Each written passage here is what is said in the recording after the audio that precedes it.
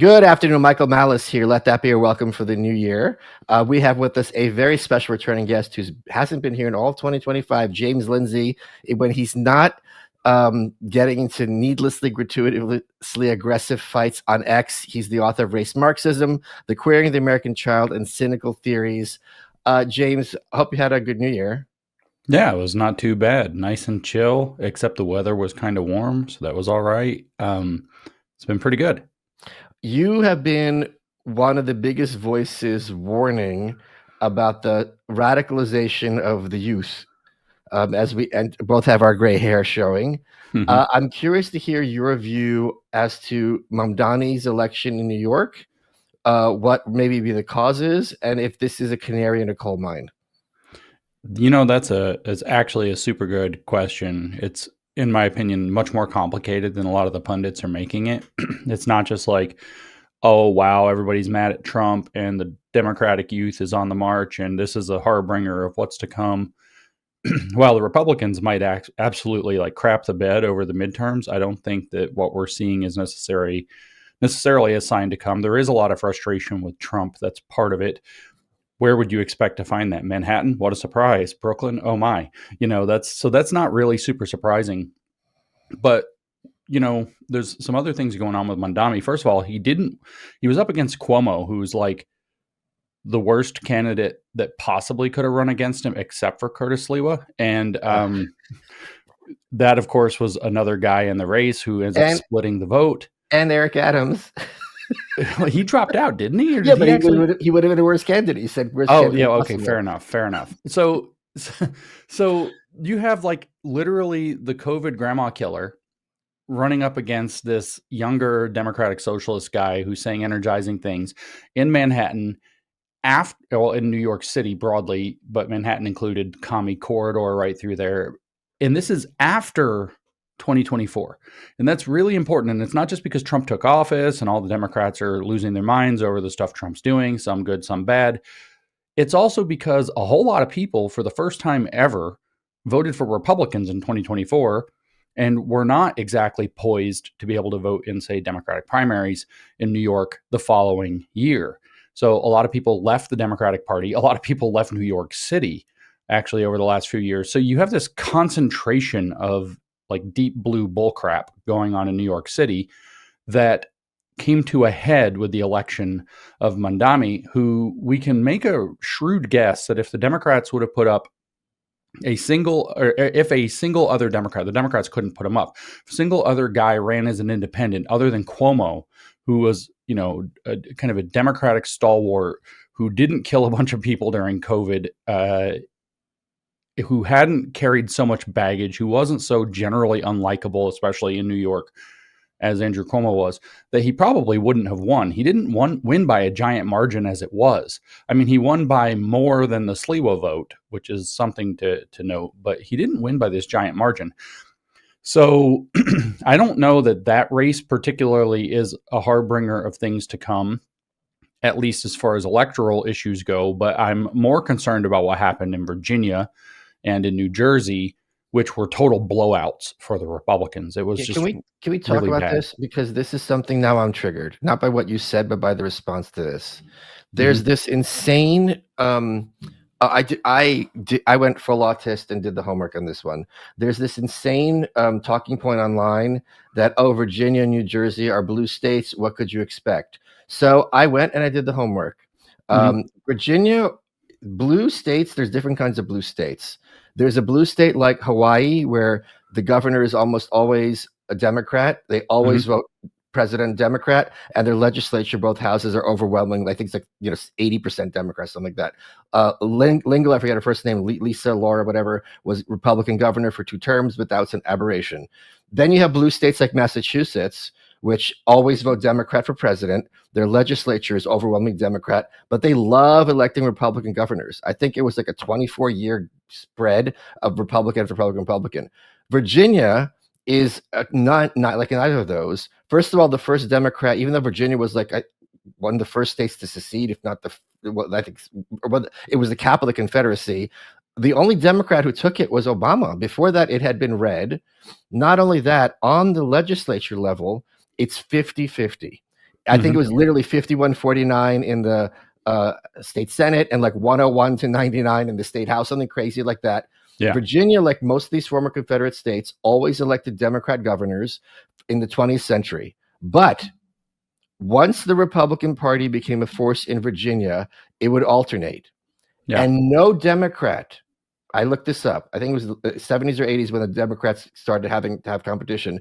No Democrat has won by a big margin in Virginia as in this year, ever since Republicans became competitive. Republicans have won Virginia by 15 points in the gubernatorial races. No Democrat had won by this much of a margin. New Jersey is another example. Yes, it's a blue state. You could expect a Democrat to win, but I think it's like 60-40. It's in terms of Democrats. Yeah. Christie Whitman's an example. Chris Christie's another common example.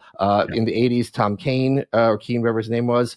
And again, this was the same guy who ran 4 years ago. Last time he lost by 4 points. This time he lost by 12 points. And you could say, well, it doesn't matter. A loss is a loss. Well, it does matter in the midterms. It does matter in terms of fundraising. It does matter in terms of the state house. So, and the Democrats also have most seats in the Virginia state legislature since they've had since the 80s. And to wave this away because it's a blue state, well, there's a difference on the presidential level between someone pulling like a Reagan in 84 and winning 49 states, and then squeaking through like Bush in 2004 and getting 271 electoral votes. Those matter in terms of in the Senate and the House. I'm a congressman. I'm looking where are people voting. I want to get reelected. How badly am I going to push back against this guy? The Republicans had this problem in 2008 when Obama comes in supermajorities. They're like, how do we fight him? Is this going to be us, cutting our own throats? Sorry for the rant, but like, this is something that people don't understand online. Yeah, this isn't the way to look. The narrative online is not the way to look at it, because Virginia is really a probably tip to red state with a DC suburbs sandbag in the northern end, right? And so it's a very different environment than, like you said, like Massachusetts or Hawaii or California or something like this. And we can't just wave it away and say, oh, it's a blue state. What do you expect? Same thing in New Jersey. I mean, there's lots of reasons to believe that New Jersey, that alienation of Indian Americans actually by the woke right or the radical right actually may have been somewhat decisive in tipping the scales blue. And in Virginia, a lot of it comes down to the unsalability of Winsome Sears as a candidate, to be completely fair. But at the same time, they've been having a pretty good run. I actually thought what was going to happen in Virginia, what I was surprised about, was not the governor's race or lieutenant governor's race, but the attorney general. I thought Jason Miyares was quite popular. I thought he had done a lot that was really good. That was, of course, the closest of the races, but he lost 2, which I thought was pretty surprising. So that I see as a more concerning bellwether of what's to come than Mondami, which is this kind of like New York City kind of thing. It's very local to the New York City situation, especially after it's already like this super left place that became more super left over the last 5 years because a bunch of people who are conservative left, and because of people finally getting fed up and voting for Trump and washing out of the Democratic primary. Now, what is interesting with Mondami is, a lot of us that kind of spend a lot of time lurking in the right-wing circles of political universe are very aware of the fractures within MAGA and the fractures in the conservative movement, Republican Party, power struggles, trying to define the party post-Trump, which is, started a little bit early to our detriment. But we're aware of that, but we kind of still have this weird belief that the Democrats are operating as this kind of monolithic, lockstep program, and they're not.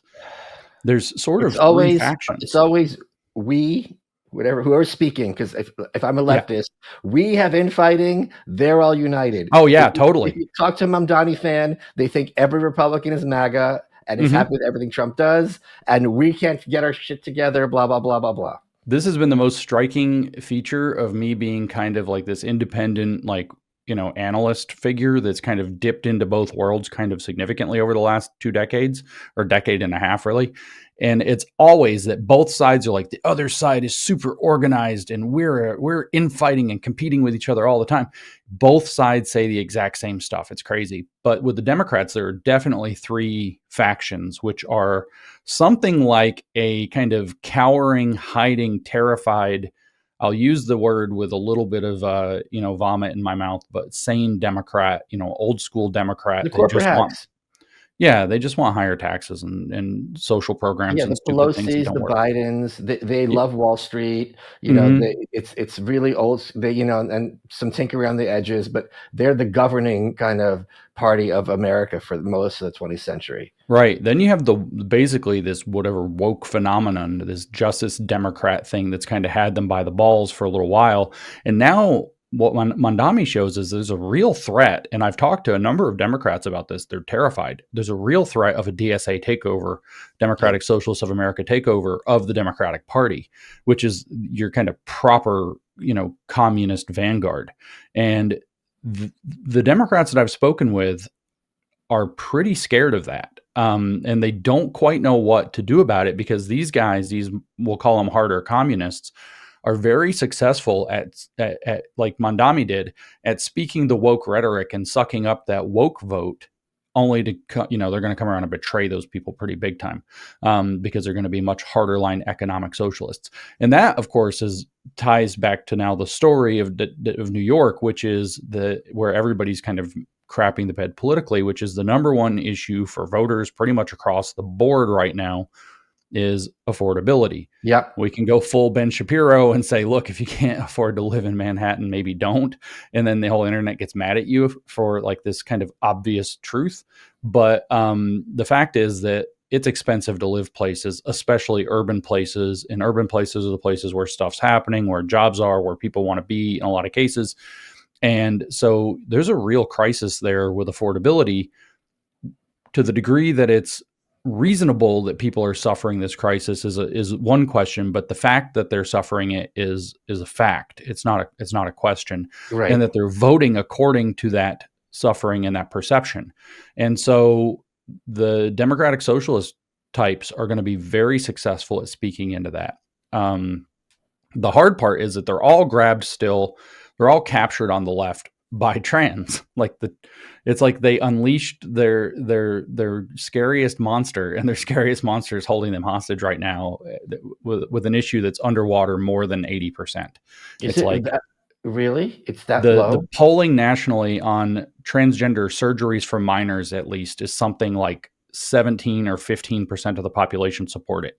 And this is the biggest losing issue for the Democrats by a long way, and they can't get away from it in the kind of the same way that once the anti-Semitism wakes up, you can't get away from that on the right. Right. You're never going to be able to get away from it once that actually becomes a political force, because those people, there are certain things, trans being one of them and anti-Semitism being another, that just seem to derange people to the point where they can't think about or do anything else once they start that.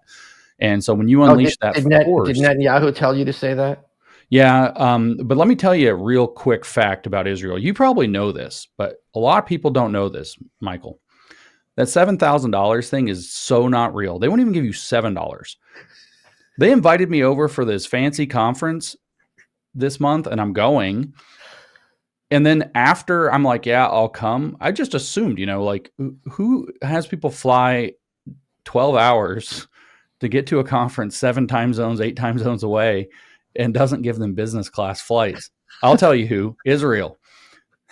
In fact, the government policy for the $7,000 people, the government policy, there's no getting around it. The government policy is basic economy, not regular economy, basic economy. The cheapest tickets that they can possibly buy are the ones that they buy for their dignitaries that they invite over. So the $7,000 people might have told me to say things, but they didn't pay me to say things. Well, see, maybe if you had towed the line a little bit better, you'd be in business class, boy. Now turn on my lights. It's Saturday. That's right. That's right.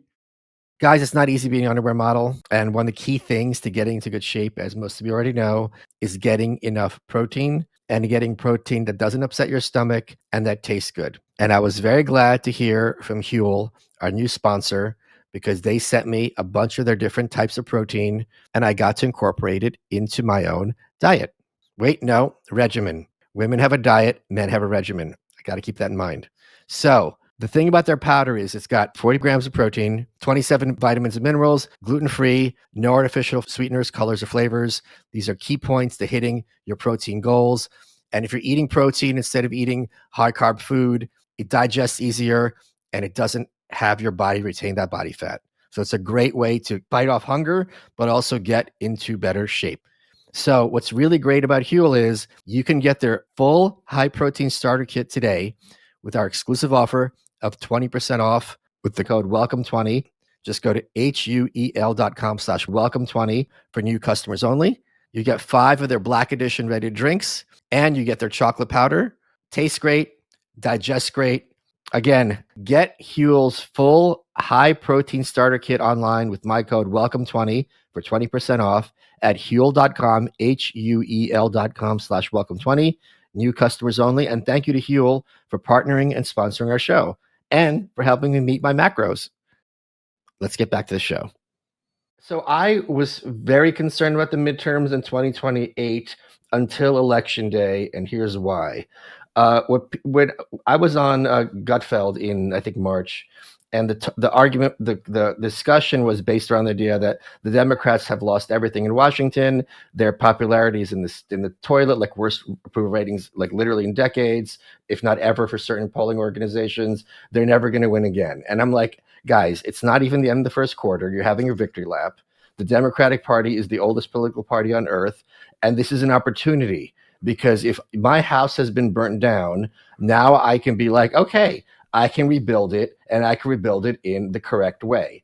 And there were two, which way Western man? They had two paths. They could go, Mamdani, we're going to go full Bernie Sanders party, or we could do the Pelosi corporate hack wing. We don't know which is going to win. And election day, they ran the A/B testing, and the corporate hack so-called moderates did much better than the Mamdani victory in New York. Now, if Mamdani had one of those who had lost, they would all go DSA. And there's no argument against it at that point. It's like, we tried it your way. We tried Romney. We tried McCain. Now we're going to try it the other way, right? For the Republicans. We tried moderate. We got blown out in winnable races. Mamdani is the future. So I also think people underestimate, because of so much historical stereotyping, that I think this has gone away, by the way, in our lifetimes, that when we think of corporations, people think, oh, the Democrats hate them. Now people are realizing, wait a minute, the corporations are the Democratic Party, overwhelmingly so. And they do not like the Mamdani stuff, and they're in a position to do something about it. Yeah, that's right. I think you're exactly right with that. The issue that they face is that the Democratic Socialists are not sane people. And so they're definitely going to run a wedge campaign against the Democratic Party. Why They've wouldn't openly they? said that they hate the Democratic Party. Right. And yet that's the vehicle that they're going to try to ride to get somewhere. So they're going to do massive damage internally. And like I said, I've spoken with some not inconsequential Democrats, and they're actually terrified of this. They understand that these dynamics are going to be a real problem for them going forward. And, these are people who are like, communism is bad, but somehow like socialism is good, right? Levels of sophistication in their analysis. And they're still like, oh no, like these guys are going to cause, the DSA is going to cause major problems because they're a completely intolerant faction. There's a couple of things. First of all, if I'm a Democrat and I'm going to be primaried by a DSA person, the only way to fight them is basically sounding like a Republican, like talking about like lower taxes, less spending, and business opportunities, sounding like Mitt Romney, which is really going to be hard to sell in a primary, because the primary is where the zealots of both parties tend to go out. Something else that you might find interesting is, I spent 5 seconds of research, which is just enough time you need before you start running your mouth on camera. Uganda, which is Mamdani's birthplace, since the 90s is actually one of the most liberal, economically liberal places in Africa. Not only are they free market people like in the Chile, they're also socially conservative and politically autocratic. So it's like the exact opposite of Mamdani. So I wonder if there's some kind of daddy issue situation going on there. But to your point, something that's should be chilling, and not just in this like BoomerCon way, is that Mamdani owes no allegiance to the Democratic Party or none of these DSA people. They don't care about the Democratic Party at all. In the same way, Trump had no use for the Republican Party other than this is going to be a vehicle for me, and I'm going to remake it in my image. So if I'm Biden, who's the opposite, my entire presidency is due to Democratic apparatus.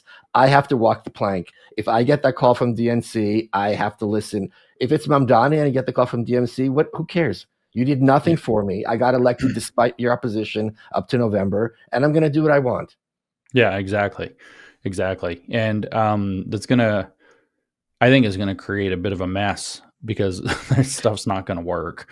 And so, if the Republican, I can't even say this with a straight face, if the Republicans are smart, that's like impossible to say, by attaching the Democrats to both the trans issue and whatever in the world Mondami's doing, they have some potential advantage to kind of like pull out of this unbelievable, spiraling full stall dive that they've gone into over the last over 2025. Basically 2025 was the year of this new right whatever disaster really for the Republican Party. And I'm hoping, if we're going to be smart about it, it's a battle for the future of the Republican Party post-Trump.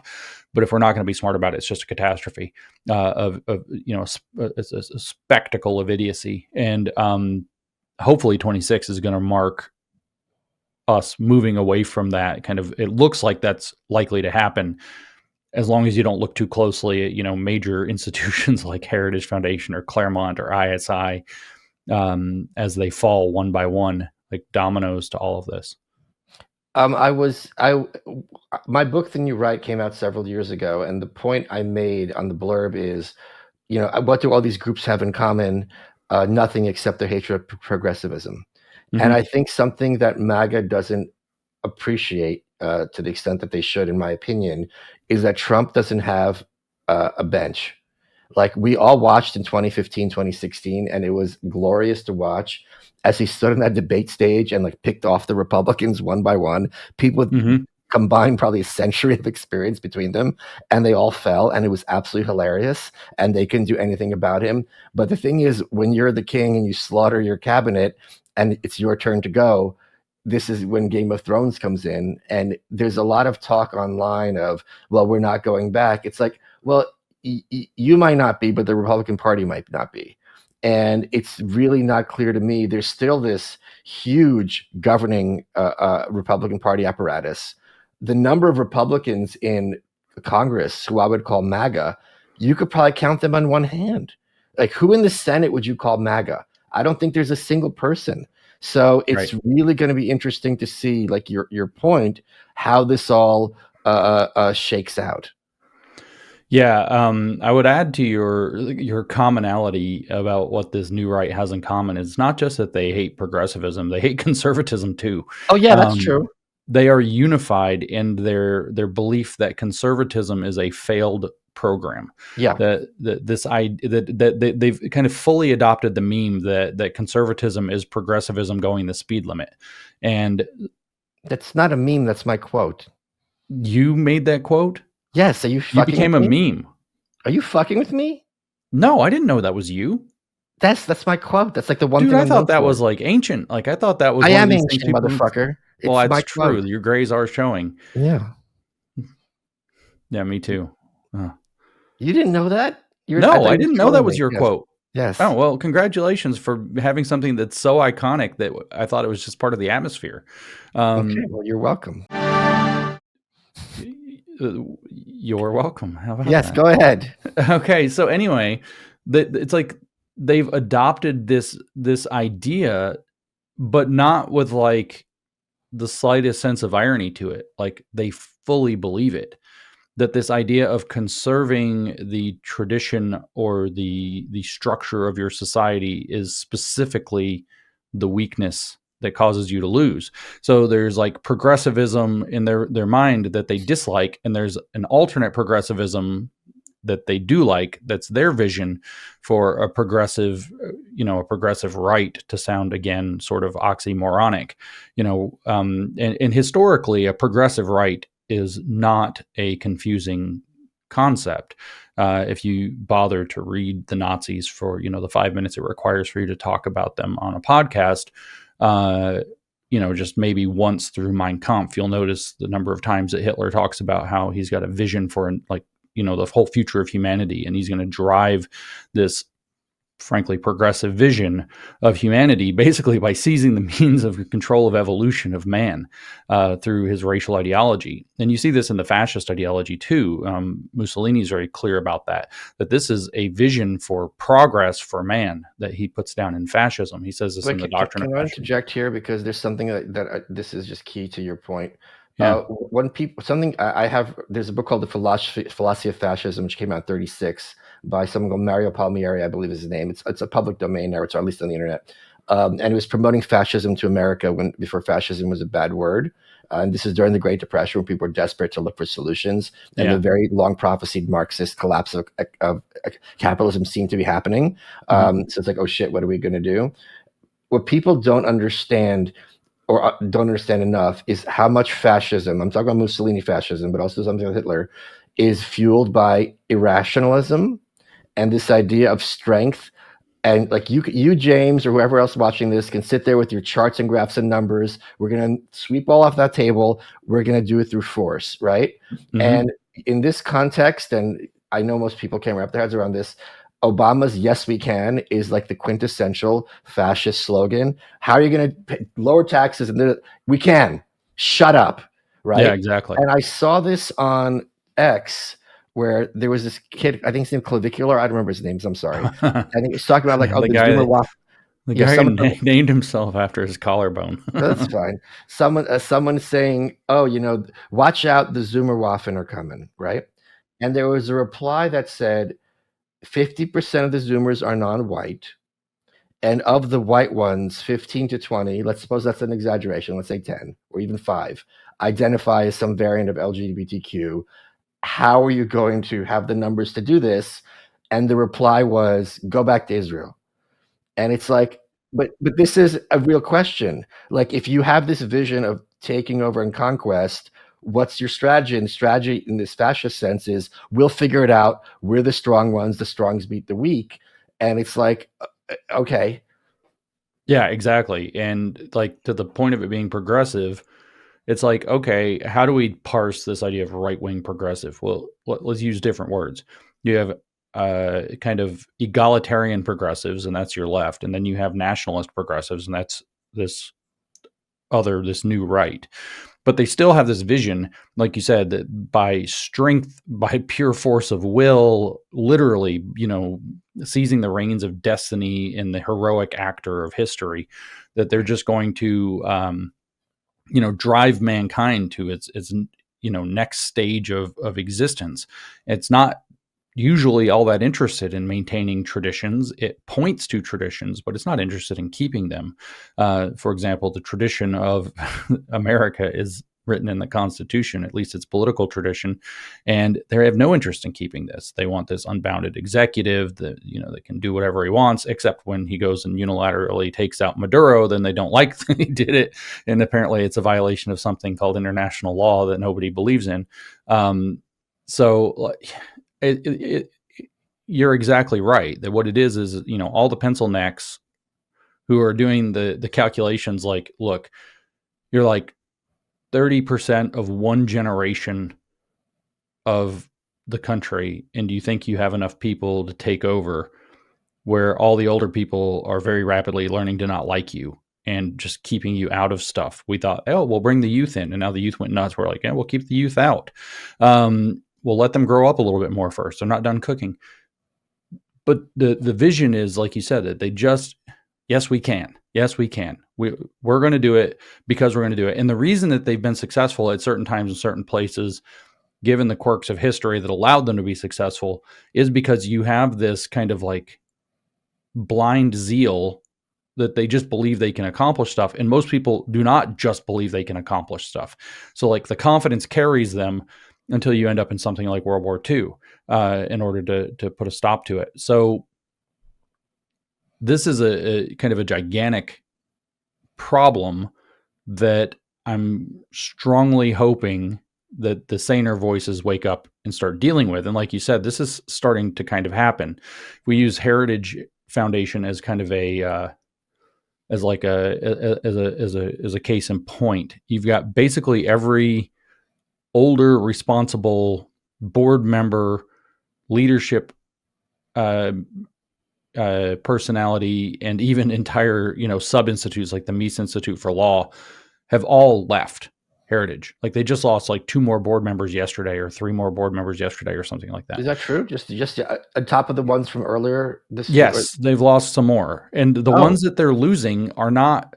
So, like from what I understand, Kevin Roberts is being told, "Don't worry, it's just a bunch of boomer money. It's just a bunch of boomer cons. It's just the boomer affiliated people," and they're mostly going over to Mike Pence's think tank. AAF is AA something, I don't know, something like that. And so this other think tank that Mike Pence is behind. So they're mostly, this is obviously all boomer con coded. Don't worry about it. But the fact is that the people who are leaving are, again, it's not maybe quite as like Kevin Roberts isn't quite Donald Trump, but you've got like hundreds of years of accumulated notoriety and experience and professionalism that are leaving to be filled in by young bucks that were like Claremont fellows in the last 3 years or something like that. And those people are also tied to a fair percentage of the money that is no longer interested in this kind of like clavicular style Fuentes, kissing weird right that was not the party that their daddy was part of, that they recognize as representative of their values. Even, I mean, Heritage even was stupid enough to come out, just frankly stupid enough, there's no other word, to come out and like try to deal with this disaster by saying this is Heritage 2.0.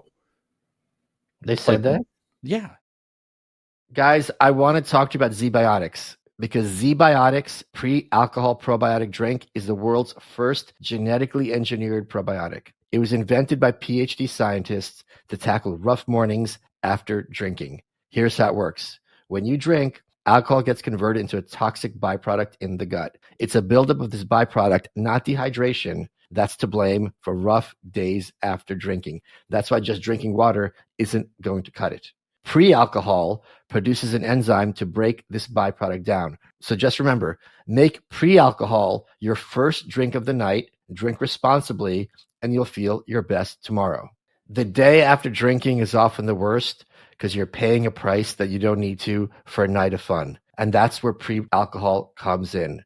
Give it a try, drink it before your first drink, and you won't believe how on top of your game you'll feel the next morning. Ready to try?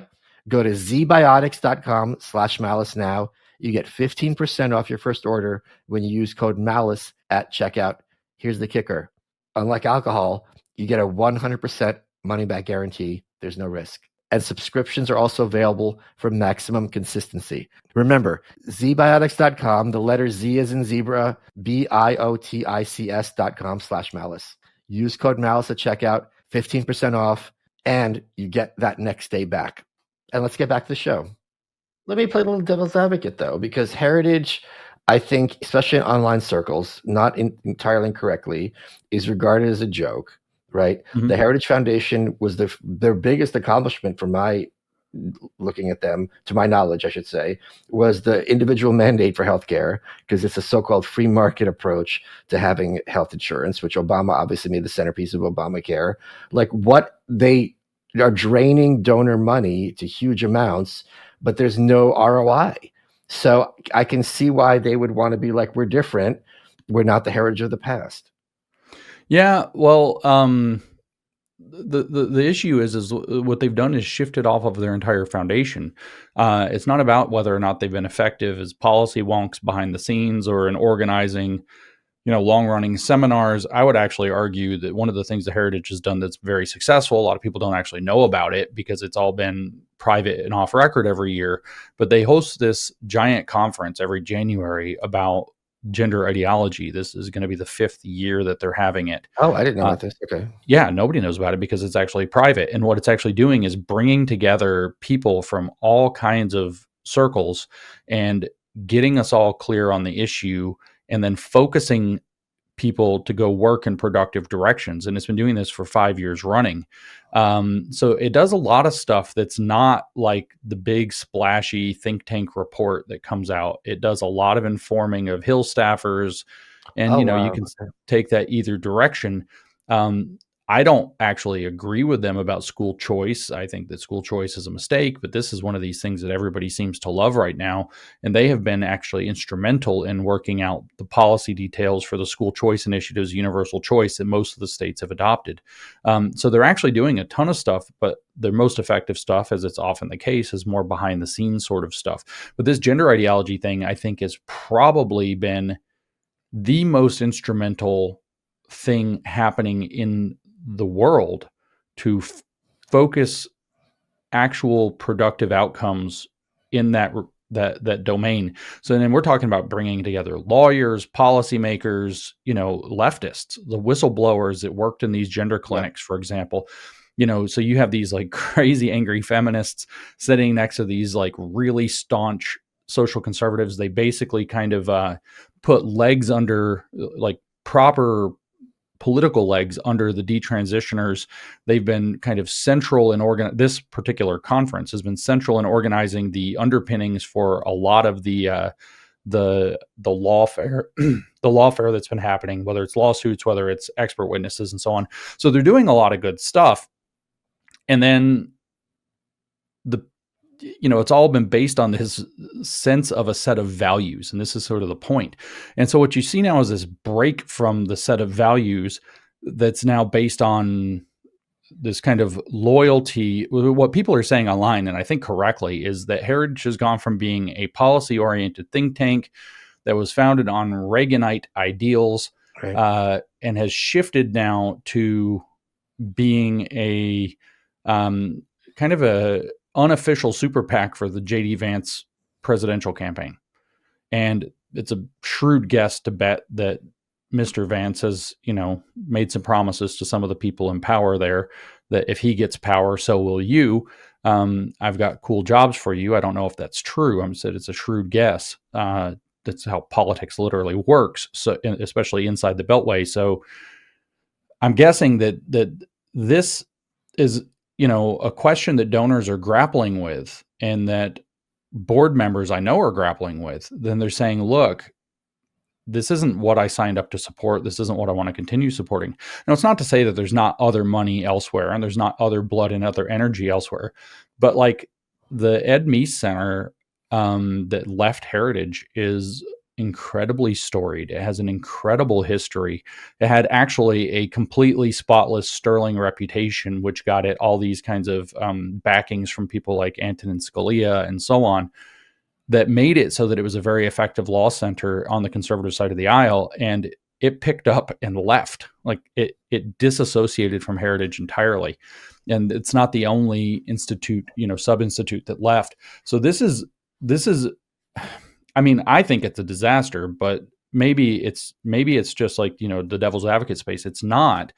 Maybe it's the debate. And the debate, like I keep saying, is that's happening on the right now, and a lot of people are just barely starting to perceive it, is that there's this fight that, in my opinion, started way too soon over the post-Trump future of the Republican Party.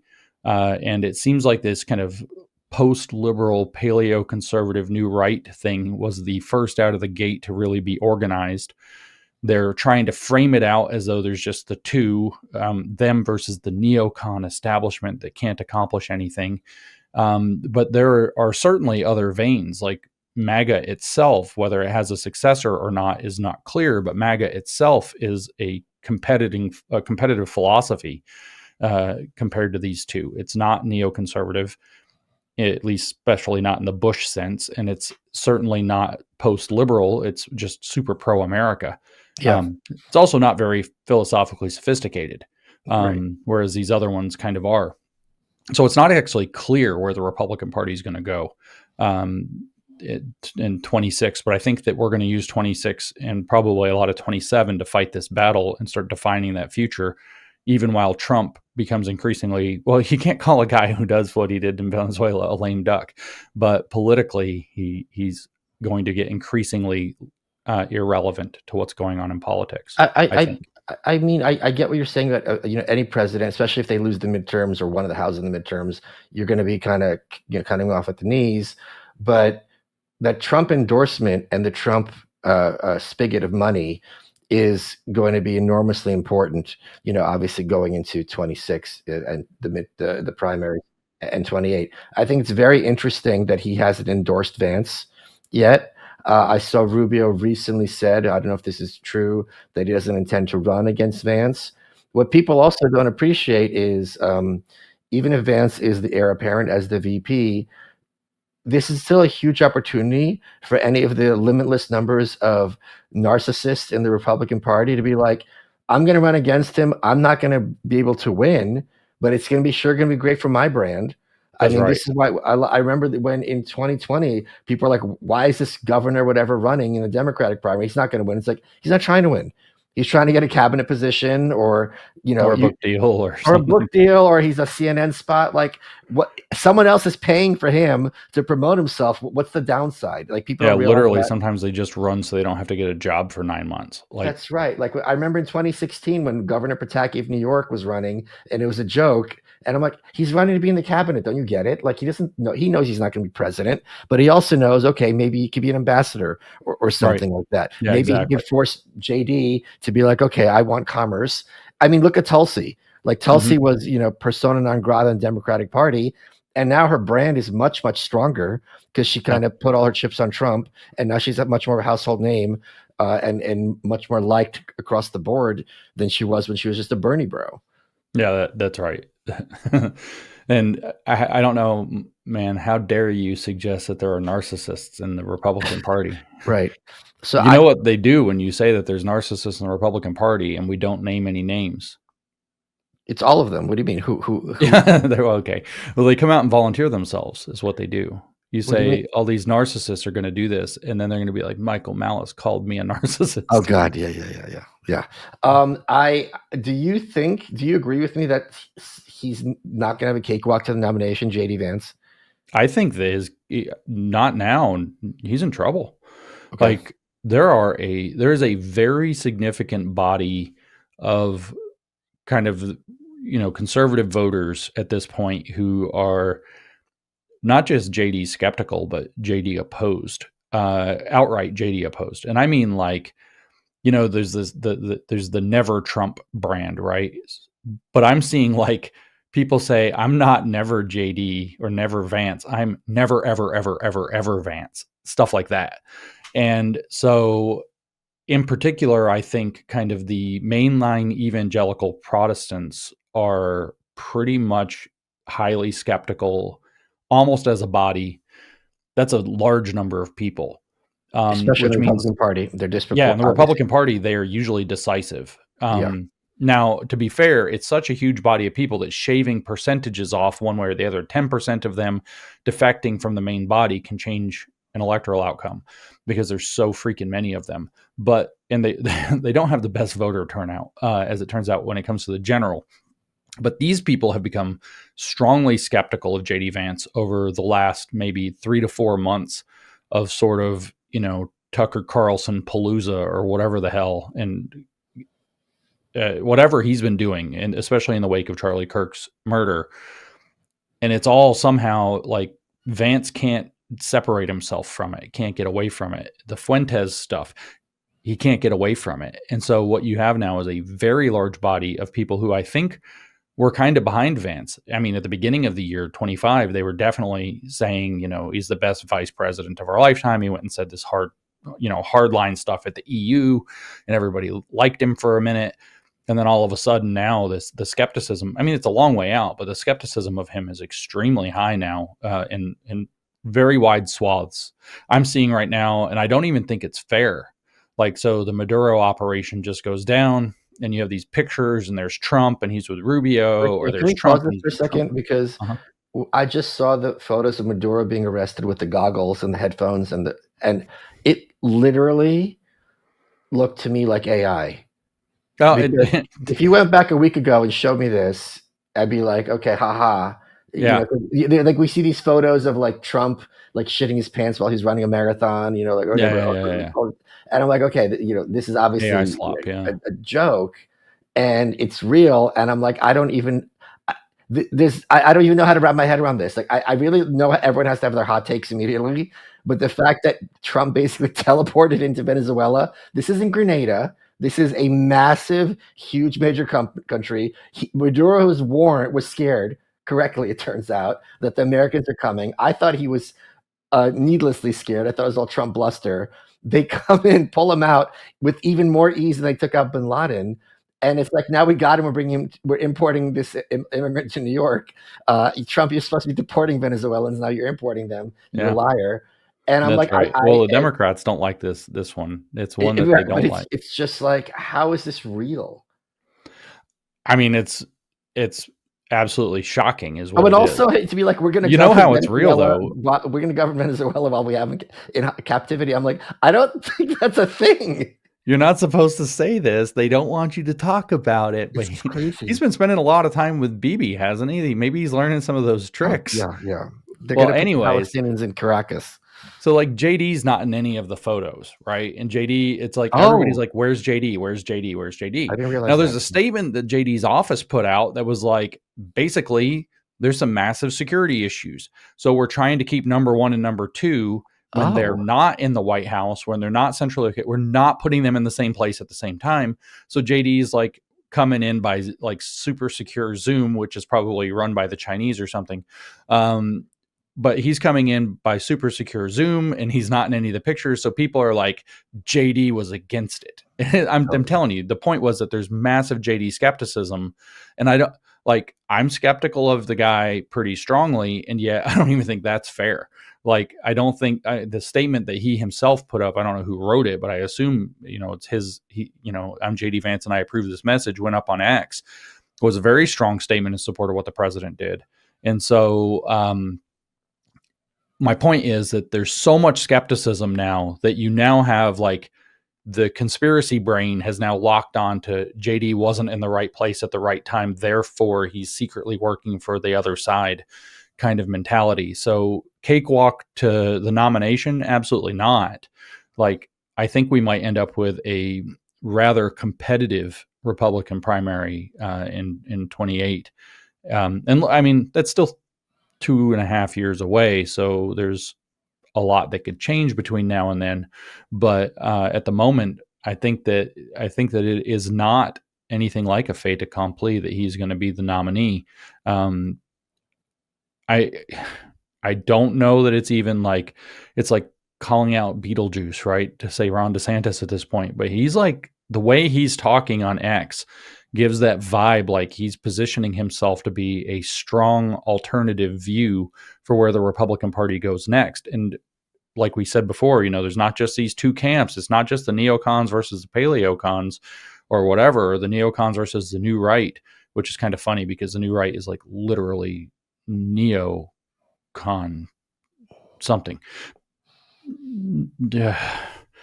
But now you have this you have like the MAGA people, but then you have DeSantis. He's kind of a different philosophy altogether. He's like got a foot in the MAGA camp for sure, but he's also got like that super autistic, let's just get it done kind of vibe. He's got a little bit of purchase. I mean, they hate him, but he's got a little bit of purchase in some of the circles with the new right guys because he's just taken bold action again and again and again. And in fact, has put some of them into positions of power in Florida to accomplish that.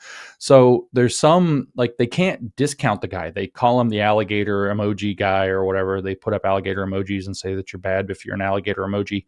I got called an alligator emoji and it took me like 10 minutes to figure out what it means, which is not that fun on the internet. But anyways, this is another real philosophy that, so we're not looking at a competition between two. There's at least 4 that are going to compete for what's going on when we start looking at Republican primary stuff coming in. And we're talking, it's going to be an interesting primary because we have fundamentally different philosophies competing with one another, not just, 6 different businessmen in slightly different colored suits with different colored ties up there talking about how they're going to, lower taxes 1.2% or 1.4%.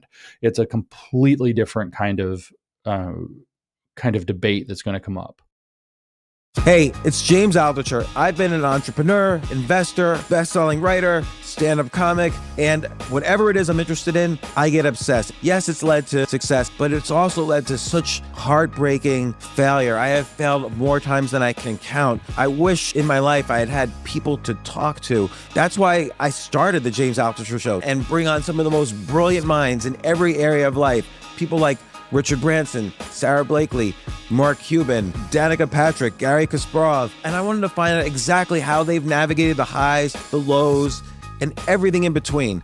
No fluff, just raw stories and real advice. I've talked to 1,500 of the most amazing people on the planet. So if you want to learn from the best and skip the same old canned interviews, we're all about helping you find your next big idea, level up your thinking, and ultimately to choose yourself. So let's do this together. Subscribe now to the James Altucher Show. Let's get back to the show. I think Twitter creates this kind of false review of reality because DeSantis supporters are almost regarded as a joke or not really, their presence not very felt on X.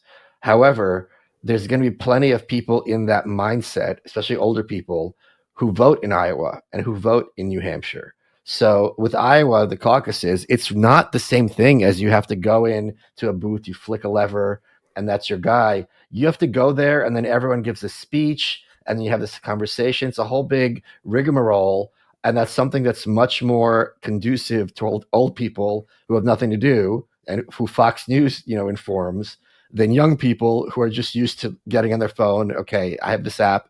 Vance is my guy, and let's go. The other question is there's two ways to view this. One is it could be 2000, where it's Al Gore versus Bill Bradley. You have a two-man race.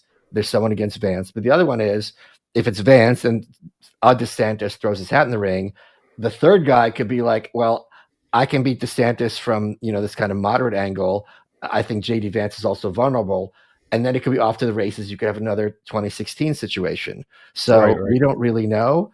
And, Obama, no one saw coming really in 2008. Trump was certainly not on the radar pre-2016. So and Bill Clinton was a nobody. Jimmy Carter was a nobody. A lot of times these races are captured. John Kerry was not like the guy until they wanted to stop Howard Dean in 2004. It's somebody who's not part of the conversation now where how did Pete Buttigieg become a competitor? Like behind the scenes, besides the deep state, some forces come in and anoint the guy, and all of a sudden he's got gravitas and money and votes to go that go with it. Yeah.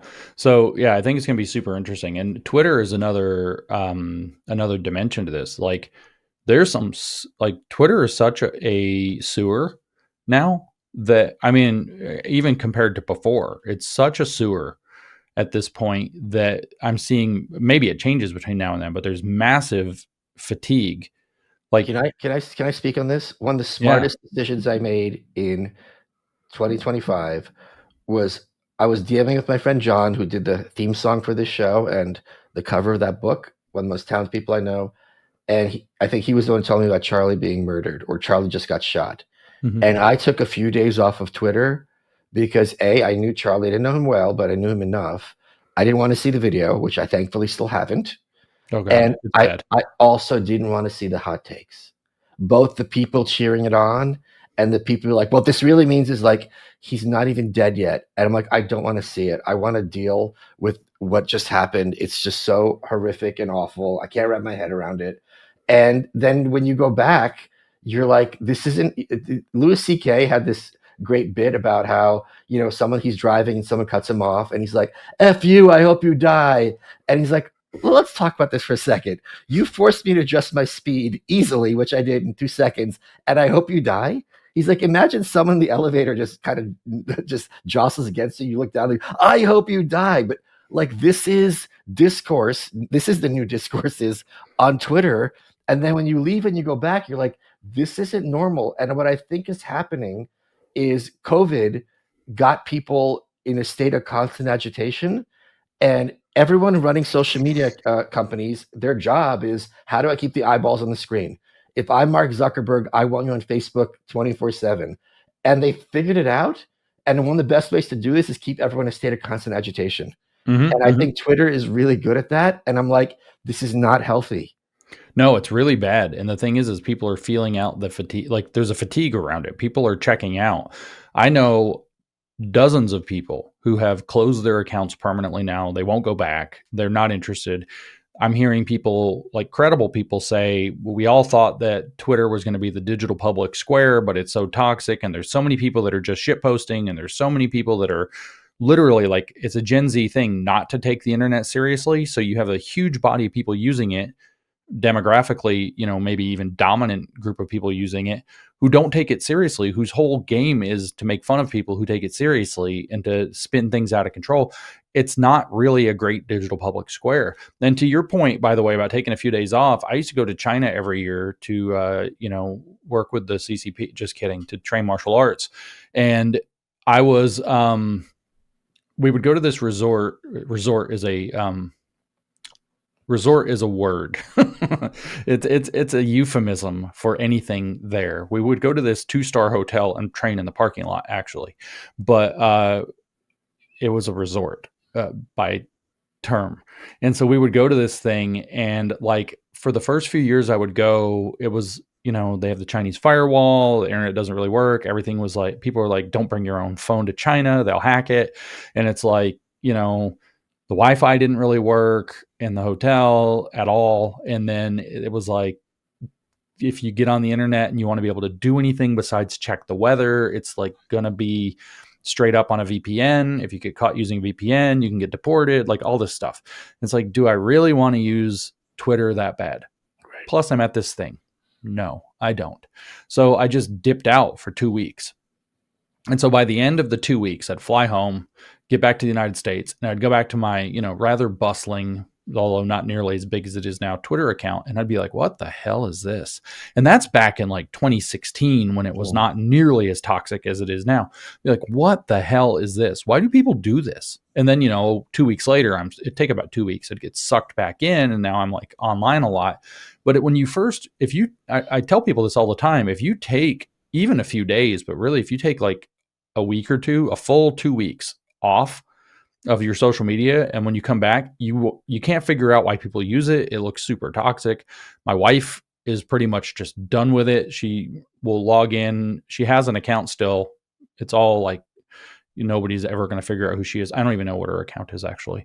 And so she goes in to just kind of lurk and to see what's kind of going on in the news and to get a feel for how the discourse on Twitter is about once a week. And she just kind of like scrolls for 20 minutes. Then she gets this look on her face like she just saw a horror movie or something. And she's like, all right, that's enough of that. And I think this fatigue with X as the dominant space of political discourse is actually going to grow. It's just been so insane and so toxic. The conversation in the conservative sphere, which is primarily what X is, has been basically like tabloid drama, Jerry Springer meltdown, Family Feud for the last 3 or 4 months. You don't know what's going on in the news because we have to see what Candace Owens said. And frankly, no one should care really what Candace Owens said, but we've got to hash out for 3 weeks everything she said, every show that she puts out every day. And it's just too much. And like, who cares what Tucker Carlson's saying at this point? Oh, wow, cool. He interviewed an Iranian or something, right? It's like, who cares? And it's just exhausting. And they're fighting. Nick Fuentes is fighting with Candace, is fighting with Tucker, is fighting with Megyn Kelly. And did she sell out? And it's just so people are like, to hell with this. And if there's enough people that are saying to hell with this, the guy who's got the X account, who's like, I got my candidate LFG, is not nearly as influential as he was in the past, as he was even in the last election cycle. So now what you're going to have, like you were saying, is there's going to be a very different political dynamic coming up both this year and possibly going forward into the 28 Republican primary space. So I think that smart people are going to start to realize, or going to have to start thinking about the fact that this is going to be a very different political environment, political race environment than we've had, at least in living memory, or as far as I know, ever, because you have the social media and not social media dynamic kind of rising at the same time. And that's going to be a very, very curious situation. So it's hard to make some predictions, but it takes people who on X, like DeSantis, are kind of in many circles regarded as a joke, and makes them actually potentially very serious players. And again, I laugh. It's impossible to say if the Republicans are smart. Well, after DeSantis's last campaign, if his campaign people are smart, then they might be able to take advantage of this to tremendous effect. Maybe not forcing him to smile or wear risers in his boots this time. I don't know. It's very. I don't know what things are going to look like. I think something that's analogous is like in 1968 when Senator Eugene McCarthy had that insurgent campaign against the sitting president LBJ, who just won the biggest landslide in '64 since like James Monroe ran unopposed, and he toppled him in the primaries. So a lot of and I mean, we were recording this on Sunday a week ago. Things were like a disaster across the board. And now this Maduro thing, although upsets a lot of people who are upset with Trump already, really fires up a lot of the flag wavers because they like anything that looks like, 1980s Top Gun, American badassery, even if they're right Guilty. or wrong. It gets them excited. So I'm even seeing a fight on the new right about that. They're like, oh yeah, so you were all non-interventionist until you saw like Caracas getting blown up, and now you're they're like, not wrong. It's just like he kept us out of war was the campaign, and now he's bombing Caracas, which wasn't really in anyone's bingo card other than people who virulently opposed the neocons not incorrectly. And it's at the same time, it's like no American soldiers died. And Venezuela did have a democracy before. Is this going to be, another Afghanistan? Is this going to be a Grenada? Is this going to be funny third thing? Like, I don't know. I also just what this transition is going to look like. You don't get to. This isn't chess or some other board game where I take out your president and now I'm the president. That's not a thing. So I don't know what this is going to look like. And frankly, from all the response I've seen around the world, it seems like these world leaders are like, what do we do now? It's like when Caesar crossing the Rubicon. It's like I don't. I remember. What this is the closest thing. I just clicked to me in the '90s. For those of us old enough to remember, when Bill Clinton, it was proven that he had been lying, that he had an affair with Monica Lewinsky, that he'd been lying about under oath, blah, blah, blah. Or I don't know if it was under oath at that point, and everyone's like, okay, he's going to resign. He's like, I'm not resigning. The whole energy of the Democratic Party was looking around being like, we don't know what to do. Because every time before people have the decency to step down, and he's like, F you, I'm staying. And they're like, oh, okay. So I don't know what this is going to look like.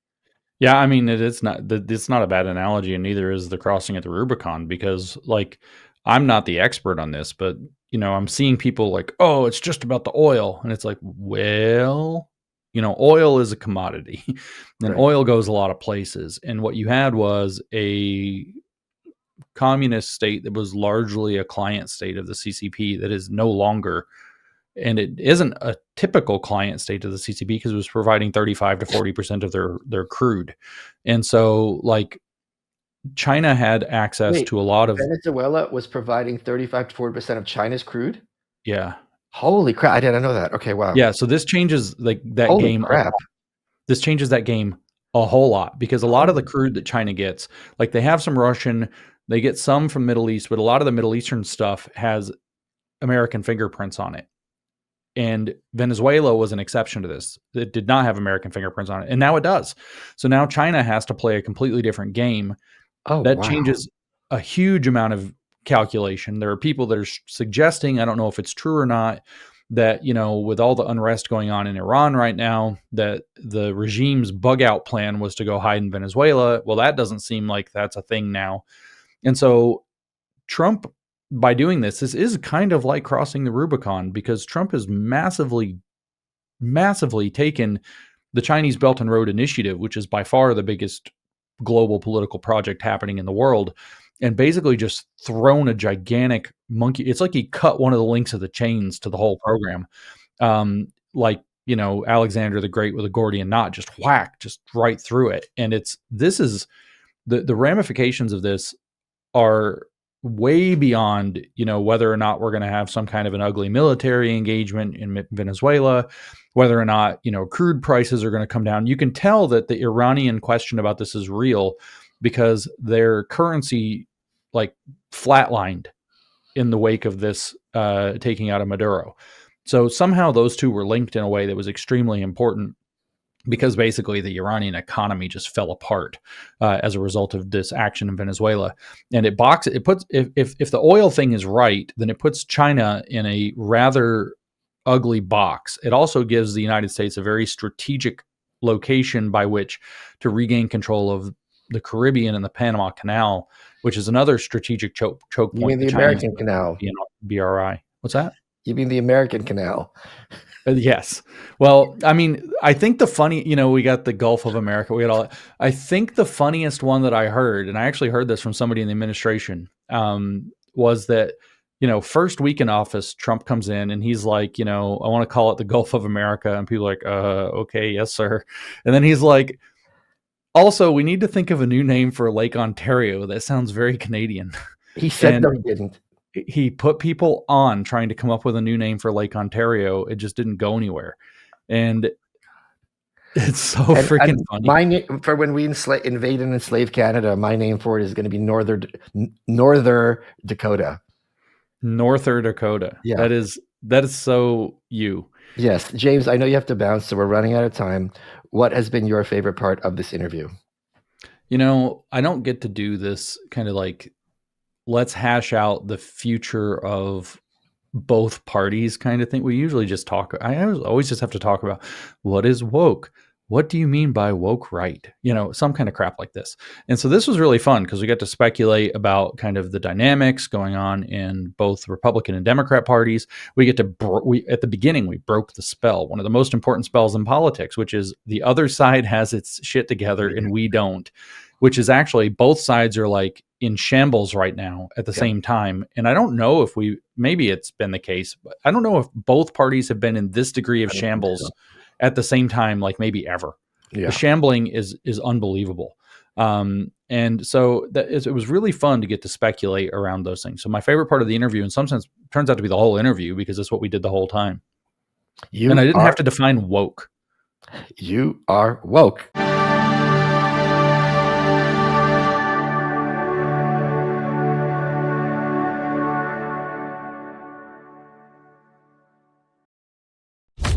TV has thousands of free movies and TV shows. What? This is the mindset. Free. This is the mantra. Free. This is the mindset. With movies like Joe Dirt, Pixels, and 50 First Dates. This is awesome. And TV shows like Survivor, SpongeBob SquarePants, The Fairly Odd Parents, and Ghosts.